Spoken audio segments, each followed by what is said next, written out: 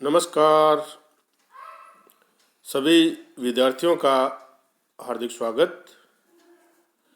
हमारे बीकॉम भाग सेकंड के जो विद्यार्थी हैं उनका टॉपिक चल रहा है प्रोसेस अकाउंट, प्रक्रिया खाता। और प्रक्रिया खाता जब हम तैयार करते हैं तो उसमें कुछ हानियां होती हैं। आज हम उन हानियों के बारे में बातचीत करेंगे, क्योंकि जो हमारा एग्जामिनेशन का पेपर होता है उसमें इससे संबंधित कई प्रकार के क्वेश्चन आपके पास उपलब्ध होते हैं, उसमें मिलते हैं। प्रैक्टिकल क्वेश्चन भी आता है और थ्योरेटिकल क्वेश्चन भी इसमें आपके आते हैं। और प्रोसेस अकाउंट तैयार करने में इनका समायोजन करना जरूरी होता है। तो आज इसी टॉपिक पर चर्चा करते हैं। सभी विद्यार्थी पूरा ध्यान से सुनेंगे और इसको समझेंगे। शुरू करते हैं। प्रक्रिया में हानियां। कई प्रक्रिया उद्योगों में कुछ सामग्री की हानि अवसंभावी है। ये हानि सामग्री में निहित प्रकृति के कारण,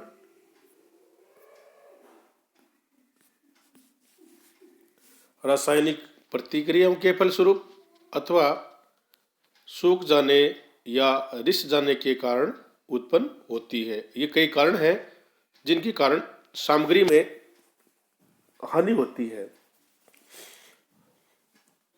और उनमें उनकी प्रकृति का कारण हो सकता है, रासायनिक प्रतिक्रियाओं के फलस्वरूप हो सकता है, अथवा सूख जाती हैं अथवा रिस जाने के कारण ये हानि होती है। प्रक्रिया हानि क्षय या अवशिष्ट के रूप में हो सकती है। अब हम बात करें वेस्ट की।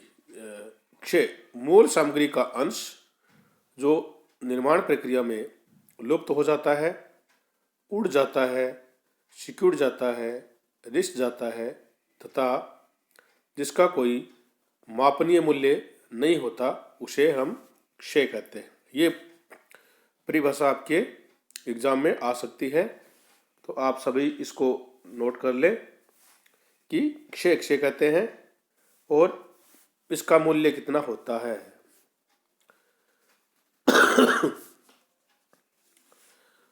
अब बात करते हैं अवशेष की, कि सामग्री का वह भाग जो उत्पादन प्रक्रिया के दौरान अपने आप बचा रहता है। इसमें जब प्रक्रिया हम चालू करते हैं तो कुछ सामग्री है वो अपने आप बची रहती है तथा जिसको निर्मित सामग्री की योग्यता प्राप्त नहीं होती है, उसे हम प्रोडक्ट नहीं कह सकते हैं। तो उसे क्या कहेंगे? उसे अवशेष सामग्री कहते हैं। अन्य शब्दों में बात करें तो ये सामग्री निवेश का अंश है जो कुछ विशिष्ट निर्माण प्रक्रियाओं के दौरान प्राप्त होता है। अन्य शब्दों में ये सामग्री निवेश का अंश है जो कुछ विशिष्ट निर्माण प्रक्रियाओं के दौरान प्राप्त होता है। यद्यपि इसका वसूली मूल्य मापनीय होता है, परंतु सापेक्ष रूप से ये कम होता है। वसूली मूल्य तो होता है लेकिन मूल्य क्या होता है? कम होता है। अब इसको उदाहरण से समझते हैं कि लकड़ी के निर्माण में छीलन।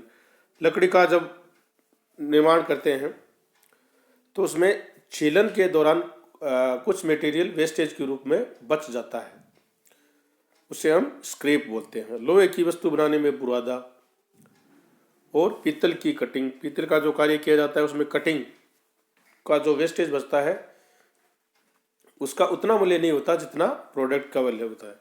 और कपड़ा बनाने में कतरन, कपड़ा जब बनाते हैं तो उसमें कतरन के रूप में कुछ सामग्री रह जाती है। ये सब है स्क्रैप।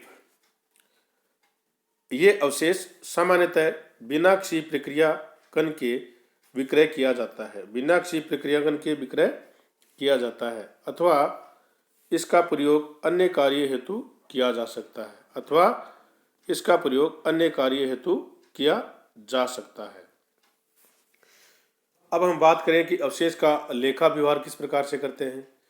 तो देखिए कि लेखा व्यवहार करते समय कुछ बातों का ध्यान रखना जरूरी होता है कि उत्पादन प्रक्रिया में प्राप्त सामग्री के प्रासंगिक अवशेष का लेखा करने के लिए दो बातों का ध्यान रखना जरूरी होता है।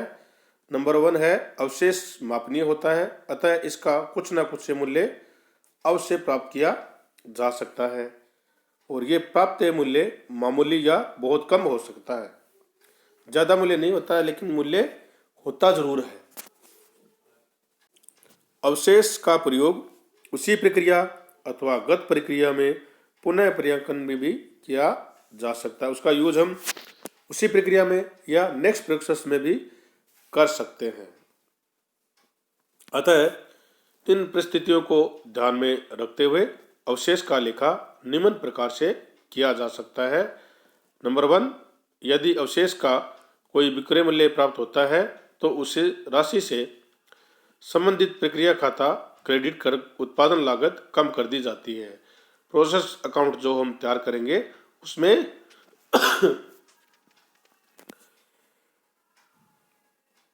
जो उत्पादन की लागत है उसको हम कम कर देंगे क्रेडिट करके प्रोसेस अकाउंट को, जिससे कि सही लागत उस प्रोडक्ट की प्राप्त की जा सके, उसको प्रदर्शित किया जा सके। प्रोसेस अकाउंट के सीआर में लिख देंगे जितना अमाउंट में प्राप्त होता है। यदि अवशेष का मूल्य बहुत ही कम है तथा संबंधित प्रक्रिया खाते को क्रेडिट करने हेतु इसका विक्रय मूल्य ज्ञात करना उचित न समझा जाए। बहुत ही कम है तथा संबंधित प्रक्रिया को क्रेडिट करने से इसका विक्रय मूल्य ज्ञात करना उचित न समझा जाए, तो इसको ध्यान में रखना है। एक निश्चित अवधि में एकत्रित समस्त अवशेष के विक्रय मूल्य से कारखाना उपरिव्यय को क्रेडिट कर दिया जाता है।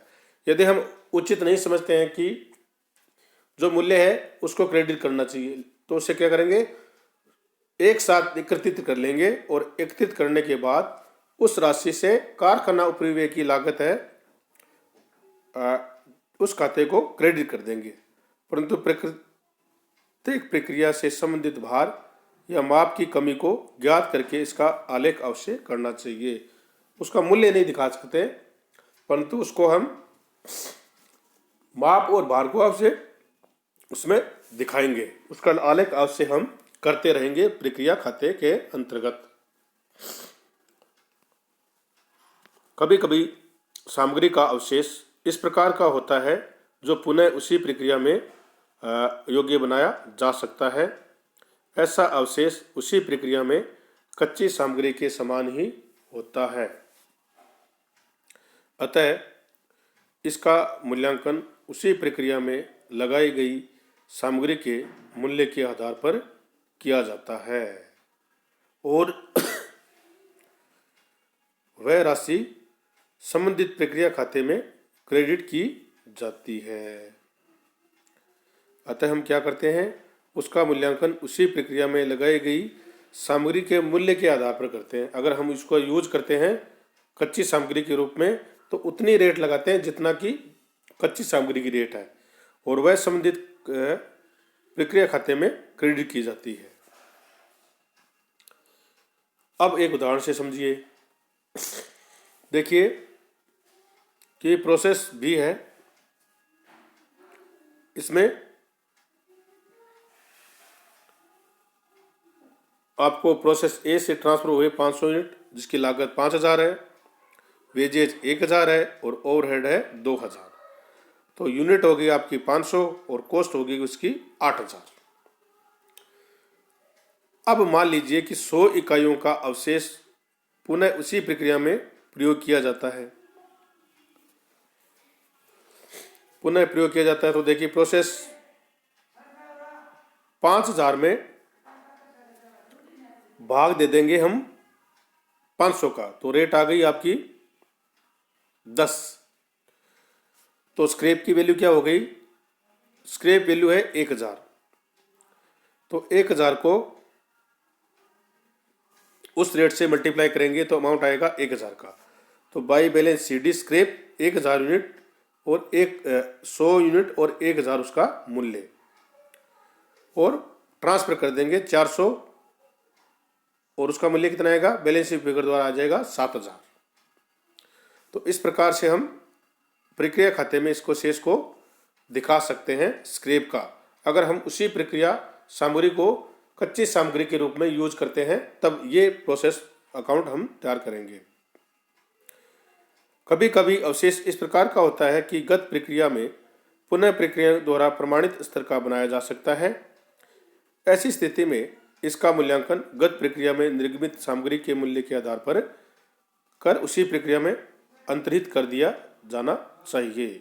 उदाहरण, 1000 इकाई पर एक प्रक्रिया में पुनः प्रक्रियाकरण किया जाता है तथा उस प्रक्रिया ए प्रोसेस में निर्गमित सामग्री का मूल्य 5 रुपये प्रति इकाई है, तो अवशिष्ट इकाइयों का मूल्य 500 होगा, जिसे प्रक्रिया खाते ए में अंतर्हित किया है।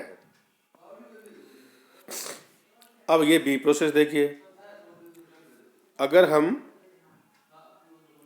उसी प्रक्रिया में उसको यूज करते हैं तो जो निर्गमित सामग्री है उस निर्गमित सामग्री के आधार पर मूल्य ज्ञात करेंगे और उसी मूल्य से इसको मल्टीप्लाई करके ट्रांसफर कर देंगे स्क्रैप में। जैसे प्रोसेस बी है, प्रोसेस ए अकाउंट 5000 इकाई 500 इकाई और 5000 amount, wages 1000, overhead 2000, total amount 8000 और यूनिट आपकी 500 हो गई। अब आपने उसको 5 रुपये के हिसाब से उसको निर्गमित सामग्री 5 रुपये प्रति इकाई से की है, तो उसको क्या करेंगे, 5 से मल्टीप्लाई कर देंगे। इकाई हमारे पास 100 है तो 500 रुपये हो गई और इसको ट्रांसफर कर देंगे प्रोसेस ए अकाउंट में।